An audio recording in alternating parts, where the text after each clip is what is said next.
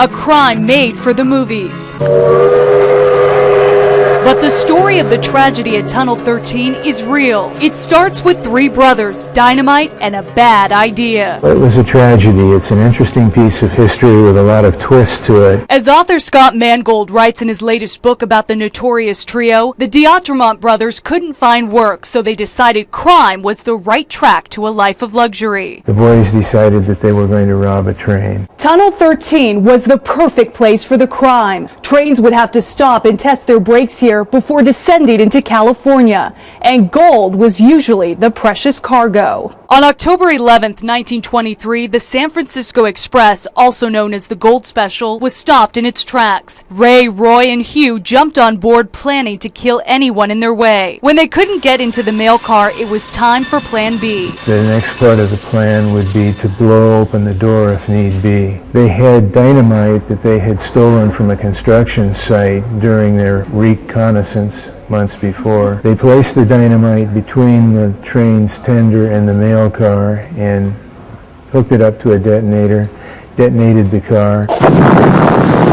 But they used all of the dynamite. They really needed only a small part to open the door. They used all of it, and it blew up the car. 4 people murdered, the gold nowhere to be found. It turns out the only thing the train was hauling was now burning pieces of mail. They realized that their plan had failed, so they hightailed it to the west. The brothers laid low in a forested hideout for days. Airplanes were overhead almost all of the time. The National Guard was out. There was any number of posses organized. They knew they had to get out of there. They made their way to California, then they went their separate ways. This launched the most significant manhunt in U.S. criminal history. The crime made headlines across the country. Their faces plastered on millions of wanted posters all over the world. The different law enforcement organizations put $500,000 into reward posters that were printed in English, Spanish, Portuguese, and German. Still, the brothers managed to blend in with society for several years. Then people started making the connection between the wanted signs and the criminals. Hugh was found serving in the U.S. Army under a different identity. Ray and Roy recognized in Ohio. All 3 shipped back to Jackson County and put on trial. It was interesting. This was a very costly proposition for Jackson County to house and prosecute these boys. They wanted to get rid of them as quickly as they could, so a series of wheeling and dealing arrangements was agreed to. And in fact, this sounded pretty good to the prosecution because a lot of the evidence they had was only circumstantial.